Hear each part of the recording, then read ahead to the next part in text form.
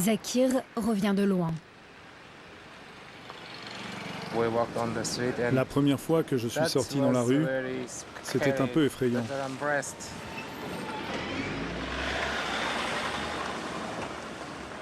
Je me sentais perdu. Je ne savais rien de ce pays et je ne savais rien des gens qui m'entouraient.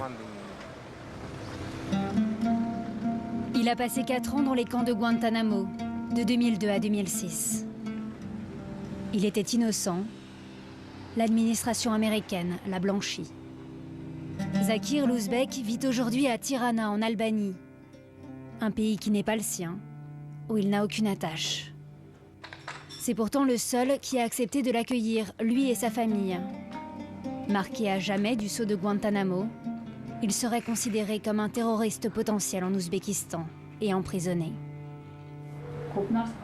J'avais perdu espoir de le revoir un jour. J'ai pensé pendant des années qu'il était mort. Zakir était électricien dans un village afghan quand il a été arrêté par les Américains. Il soupçonne cet Ouzbek d'appartenir à un réseau terroriste. Son dossier est vide, mais c'est le début d'un long cauchemar. Vous êtes innocent, vous dites que vous êtes innocent, mais personne n'en a rien à faire. Ils ne cherchaient pas à savoir si nous étions coupables ou innocents. C'est ça qui m'a toujours étonné. Ce n'était pas pour ça que nous étions là. Ils répétaient inlassablement la même chose. Donne-nous plus d'informations.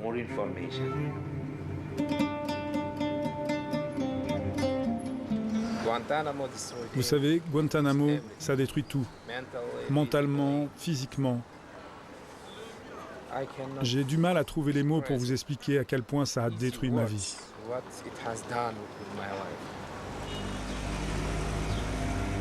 La vie brisée de Zakir, une parmi tant d'autres. Celle de tous ces innocents de Guantanamo, arrêtés par malchance, détenus par erreur, puis abandonnés. C'est une histoire qui embarrasse l'Amérique et l'Europe. L'histoire d'innocents, pris au piège de ce que les Américains appellent Guantanamo Limbo, les limbes de Guantanamo. Tout commence le 11 janvier 2002. Le premier vol en provenance d'Afghanistan se pose à Guantanamo. Le monde entier découvre ces ombres titubantes à leur sortie de l'avion.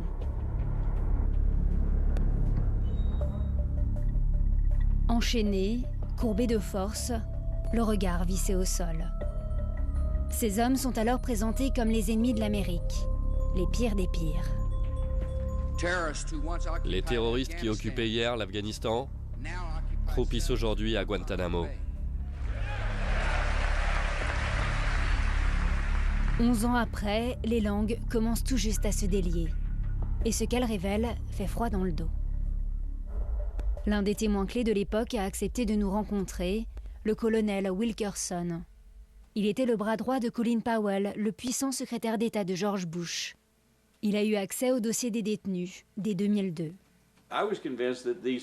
J'étais persuadé que ces gens avaient été triés et qu'ils étaient envoyés à Guantanamo parce qu'ils étaient comme Khalid Sheikh Mohammed, qu'ils faisaient partie des cerveaux d'Al-Qaïda.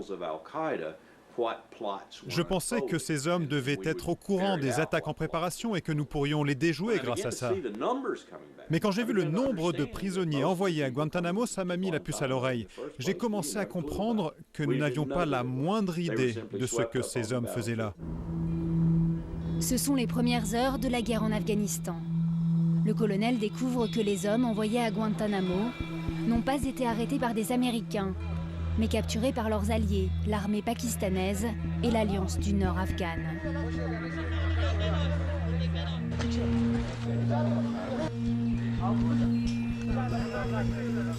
Les soldats américains, tels des chasseurs de primes au Far West, larguent des millions de tracts depuis les airs.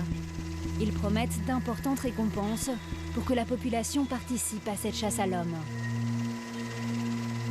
Beaucoup sont capturés par des villageois et des seigneurs de guerre. Ils deviennent l'objet d'un business lucratif. Les soldats américains rachètent ces prisonniers providentiels pour $5 000. Aucun élément à charge n'accompagne les détenus. L'administration Bush justifie sa méthode. C'est la théorie de la mosaïque.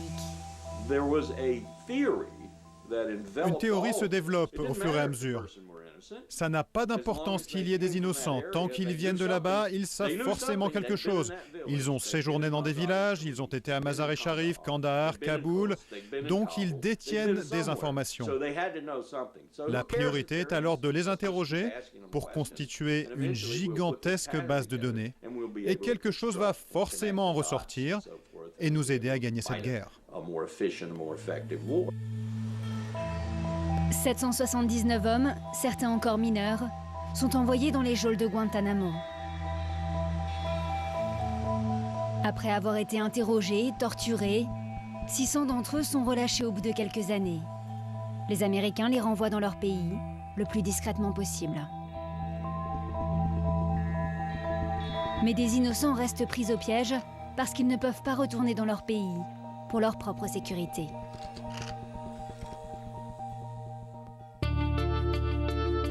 Le combat pour les faire libérer passe par Londres.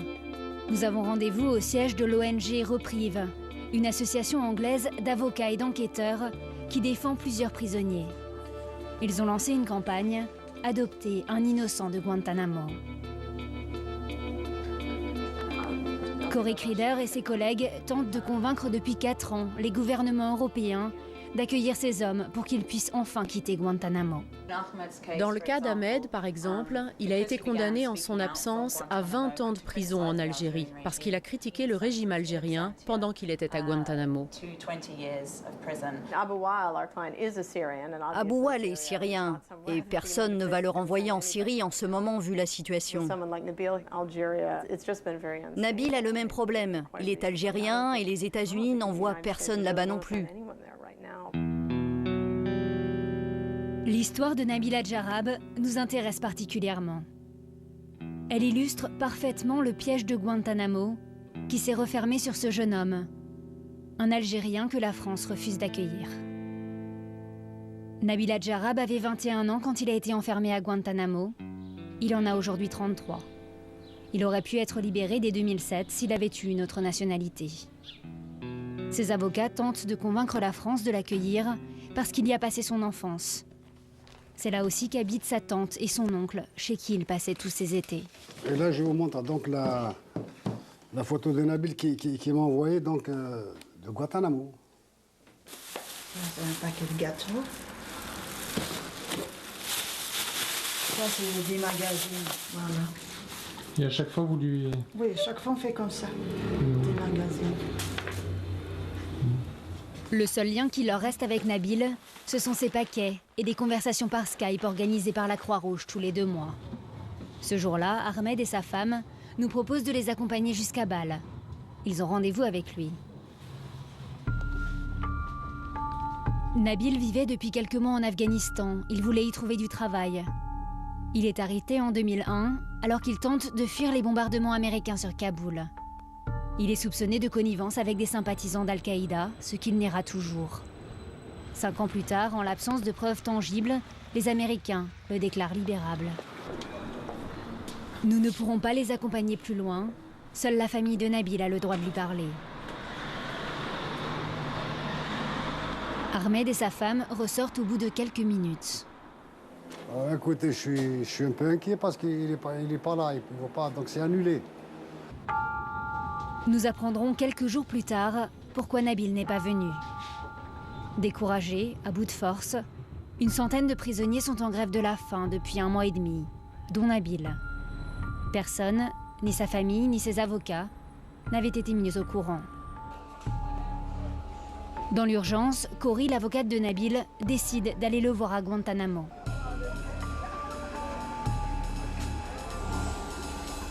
Nous obtenons l'autorisation exceptionnelle de l'accompagner sur la base navale, depuis Fort Lauderdale en Floride. Des avions font la liaison 3 fois par semaine.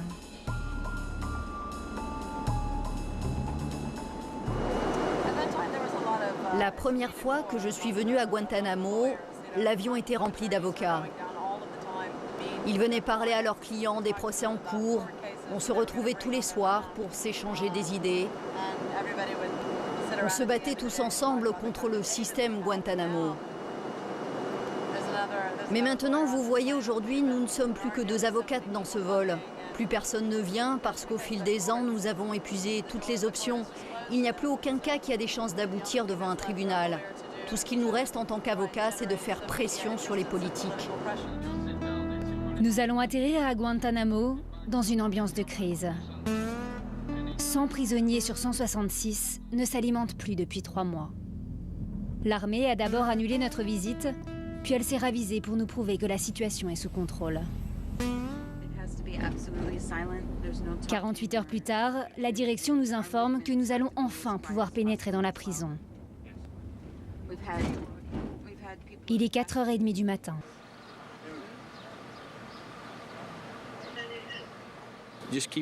Gardez le silence et vous allez entendre l'appel à la prière.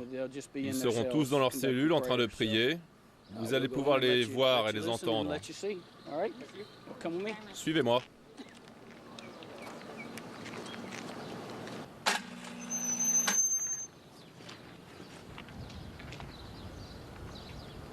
Nous pénétrons dans l'univers de Nabil depuis toutes ces années. Un espace hors du temps, hors du monde.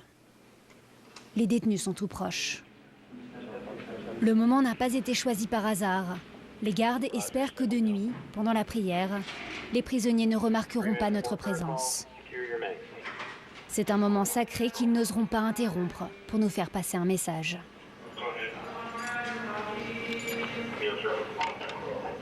La prière commence. La porte s'ouvre sur les cellules.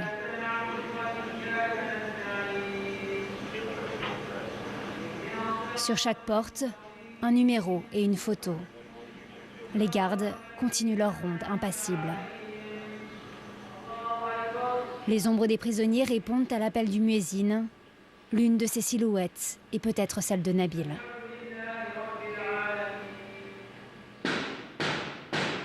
Les détenus ont remarqué notre caméra. Leurs cris de désespoir se propagent en quelques secondes à tous les blocs de la prison. Ils déchaînent leur frustration sur les barreaux, les portes de leurs cellules. La réaction des soldats est immédiate. Il faut contrôler les images qui sortent de la prison. Sortez maintenant. Nous sommes escortés à l'extérieur.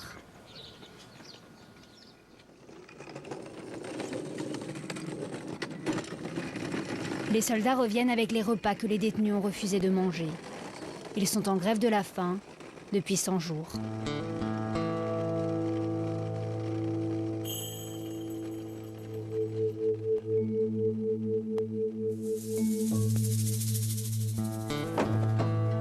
Le mot d'ordre, personne ne doit mourir.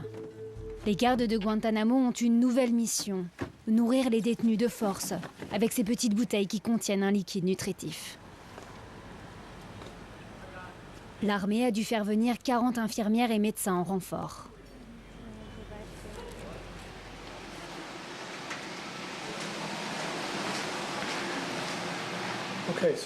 Voilà, ce sont les tubes que nous utilisons. Le produit qu'on leur donne à manger est assez épais, c'est un peu comme du lait, mais sans lactose. Dans la pièce d'à côté, la chaise qui sert à gaver les prisonniers.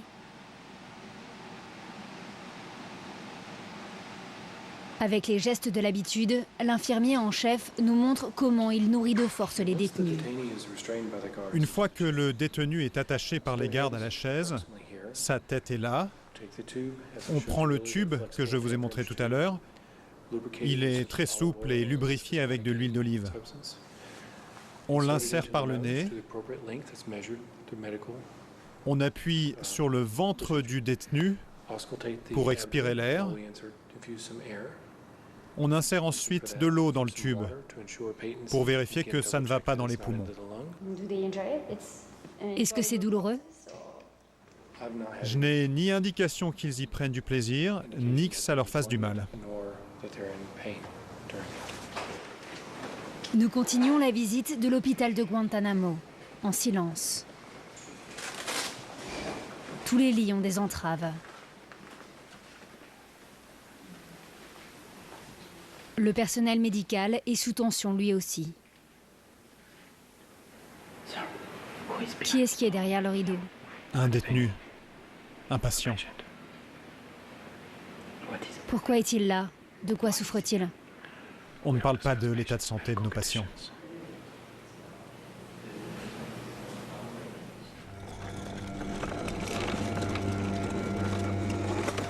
Nous croisons encore des repas qui partent à la poubelle.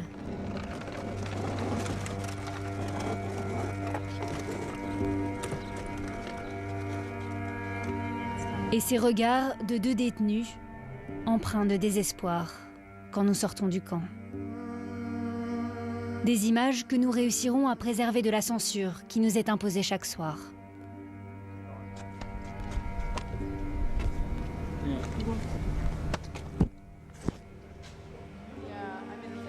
Nous retrouvons Cory, elle vient de parler avec Nabil.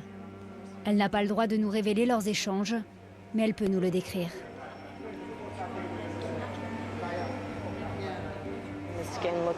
Sa peau a viré au jaune et il a l'air épuisé.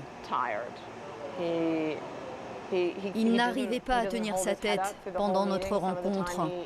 Par moments, il arrivait à me parler et puis il s'écroulait sur la table. C'est devenu un immense effort pour lui, rien que de s'asseoir pendant 2 heures pour me parler. Est-ce que vous lui avez dit que nous étions là? Bien sûr, je lui ai dit. Et je peux vous dire que ça l'a fait sourire.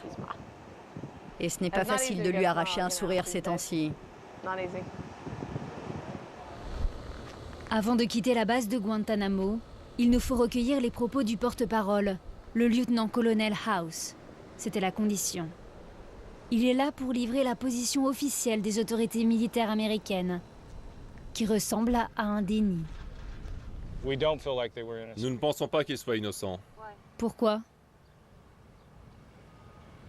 Parce que notre gouvernement a décidé de les mettre en prison.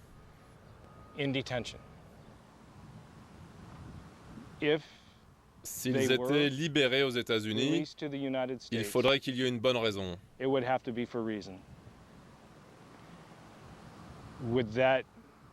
Est-ce que nos citoyens seraient inquiets? Bien sûr, j'en suis persuadé. Et vous, qu'est-ce qui vous inquiète?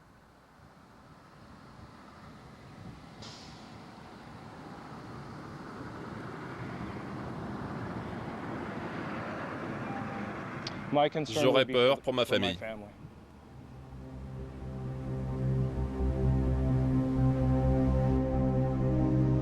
Face à ces peurs, le Congrès américain a voté une loi qui interdit le transfert de tout détenu de Guantanamo sur le sol américain.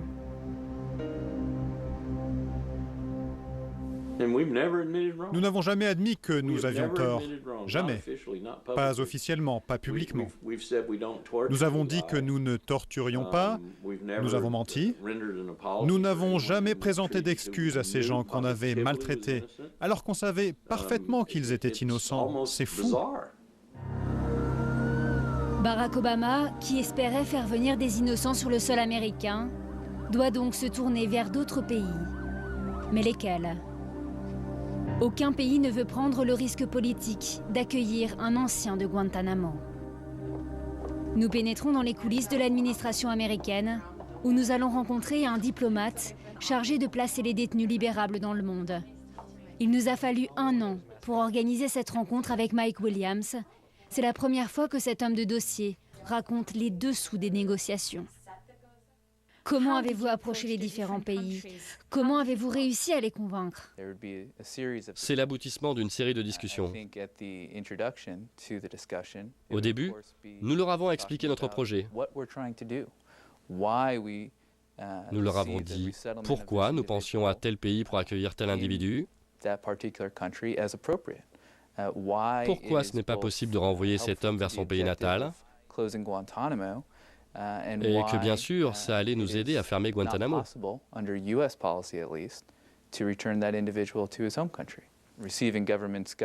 Certains gouvernements sont même allés à Guantanamo et ont rencontré des candidats en attente d'un pays d'accueil. Ils se sont familiarisés au fur et à mesure avec ces individus. Ce n'est pas compliqué de convaincre des pays alors que l'Amérique se refuse à accueillir ces hommes? Bien sûr. Vous demandez à des gouvernements étrangers de faire ce que vous-même, vous n'avez pas fait. C'est très difficile. Quand il n'est pas à Washington, Mike Williams sillonne la planète afin de convaincre ses interlocuteurs étrangers d'accueillir Nabil ou d'autres. Des discussions dans le plus grand secret. Mais nous avons pu retrouver la trace, grâce à Wikileaks, de milliers de câbles diplomatiques qui racontent dans le détail les tractations. On y découvre les suggestions du roi d'Arabie Saoudite, qui propose d'implanter des puces électroniques sur les détenus à leur libération. Un procédé très efficace, dit-il, puisqu'il l'a déjà testé sur ses chevaux et ses faucons. Le ministre de l'Intérieur du Koweït a une approche encore plus radicale. Laissez-les mourir, dit-il aux Américains. Les pays européens sont plus réceptifs, mais ils ont un problème. En vertu des accords de Schengen, un détenu, s'il est accepté par un pays membre, sera libre de circuler partout en Europe. La décision de prendre un prisonnier de Guantanamo doit donc être validée par tous les pays. Lakhdar Boumedienne est libre, enfin. Prenant tout le monde de court, la France, sous la présidence de Nicolas Sarkozy, vient en aide à Barack Obama et accepte d'accueillir cet Algérien en mai 2009. Pour rassurer ses partenaires européens, elle ajoute une condition à sa libération: il n'aura pas le droit de quitter le territoire français. Un régime d'exception donc, pour ces hommes pourtant innocents. En contredisant les principes de libre circulation, la France vient d'ouvrir la voie à toutes les dérives. Des câbles de Wikileaks nous montrent que les envoyés d'Obama se serviront du précédent pour convaincre d'autres pays, comme le Portugal ou l'Estonie, d'accepter des ex-détenus dans les mêmes conditions. Des hommes, parfois privés de passeport, sans identité ni liberté de mouvement, ils seront prisonniers de leur pays d'adoption. C'est ce qui est arrivé à Zakir une fois en Albanie. Il pensait retrouver la liberté. Il a vite déchanté. Voilà le document de voyage qu'ils nous ont donné. Il a été fait en 2007. Un document rempli à la main par les autorités albanaises, invalide. Regardez, toutes les pages sont vierges. Ce qui veut dire que je n'ai jamais pu voyager. C'est tout ce que j'ai. Un passeport périmé. Comme ma vie, elle est périmée, elle aussi. 6 ans après sa libération, Zakir n'a toujours pas retrouvé de travail. Le gouvernement albanais lui verse tous les mois 400 € et lui prête un appartement. Mais jusqu'à quand? Je n'ai plus de pays, plus d'attaches. Je n'appartiens plus à rien.